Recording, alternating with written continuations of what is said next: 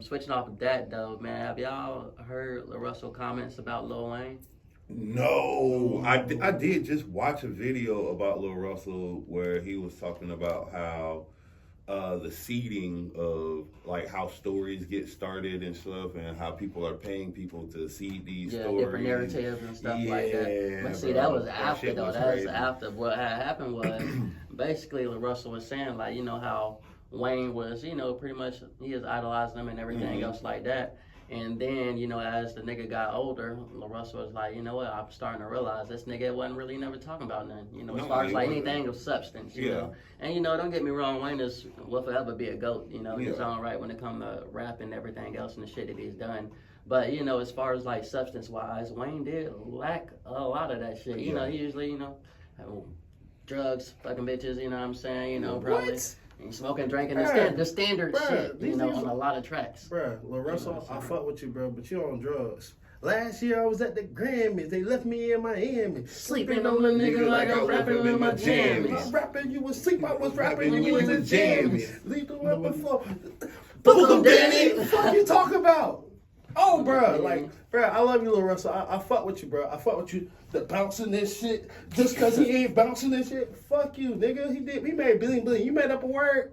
Did you write How to Love? Bro, shut the fuck up. Like, next subject. Fuck Lil Russell. No, yeah. Fuck. But see the thing about it was, why do everybody do? Hold on. Because we gotta talk about this because it's the same thing. The same thing that's happened to Lil Russell is the same thing that happened to Russ.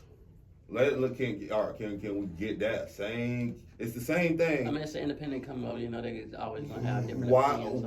Why does the independent artist get it so hard for fucking actually showing in them and trying to like give you the correlation of why industry niggas get the jump that they get versus underground indie niggas getting the jump that they need?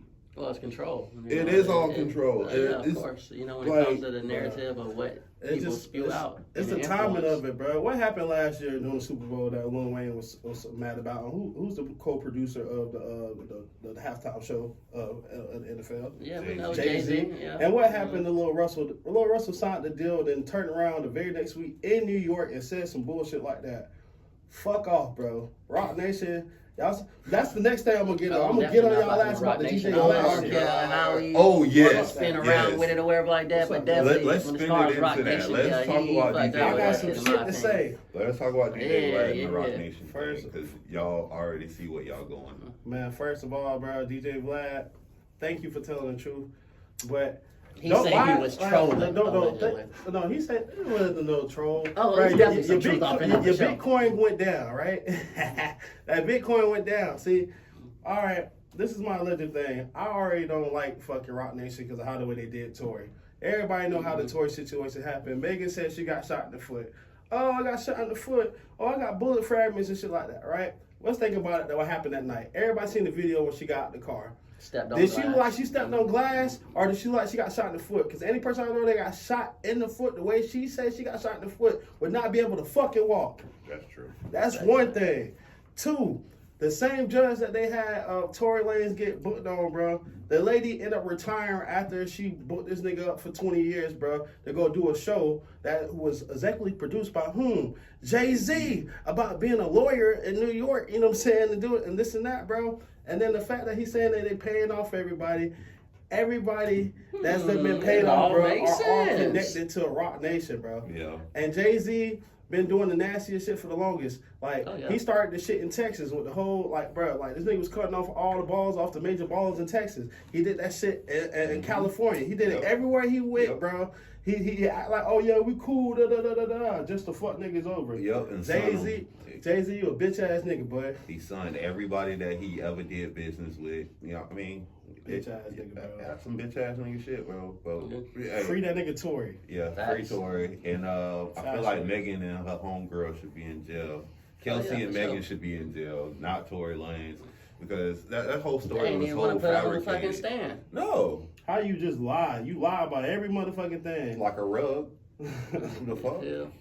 Like a rug. Lie like a rug and fucking be the person that they want to be and do it in the dark because that's just how it go. But see, let me tell you, one of the main things too is that what happened that led, in my opinion, I think led to a lot of shit was when Tory put his shit out on crypto or whatever like that with the NFT shit. He basically cracked the whole game when it comes to, you know, doing direct to consumer and shit like that. So he put his shit online on crypto shit or whatever like that on the blockchain and everything, and he sold that shit for $1 each. $1.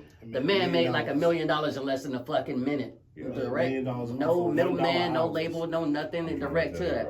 I'm pretty sure niggas and labels seen that shit and was like, we can't have that shit, because then you cutting out everybody else that's supposed to be, you know, in ties with you and that's everything. Kind of what happened, Nipsey kind of did the direct to consumer, and like he branded everything in a way like how Microsoft would brand everything, and he had his own store. You have to have your own store. It's like, for anybody out there that's building a business or trying to build a business, really think about your mission statement and what you want people to see on a daily basis. Because if you show if you show in your mind what you want to see on a daily basis from your company, people are gonna recognize you, and that shit's gonna be a staple, bro.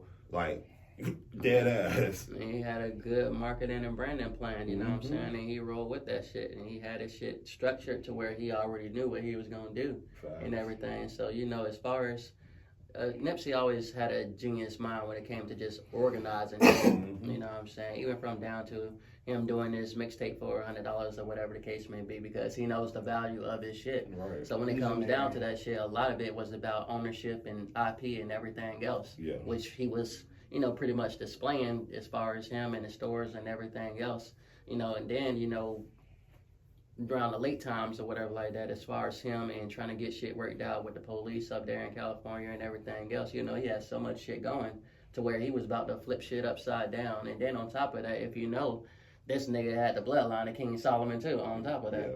So this nigga he was definitely something special, you know what I'm saying? So RP to Nip, man. But he had a smart nigga, man.